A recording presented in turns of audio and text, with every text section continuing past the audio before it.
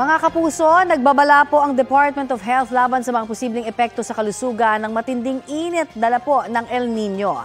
Ayon kay Health Secretary Ted Herbosa, kabilang dyan ang iba't ibang heat-related illnesses, gaya po ng heat stroke, heat exhaustion at sunburn. Bukod dyan, banta rin daw sa kalusugan ang waterborne illnesses gaya ng acute gastroenteritis at iba pang sakit gaya ng dengue.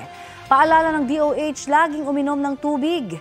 Kung nasa labas, magpahinga sa ilalim o sa malililim po na lugar. Makatutulong din daw ang regular na pagligo para maging presko ang pakiramdam. Kapuso, para sa mga maiinit na balita, mag-subscribe sa GMA Integrated News sa YouTube. Sa mga kapuso naman abroad, subaybayan nyo kami sa GMA Pinoy TV at sa www.gmanews.tv.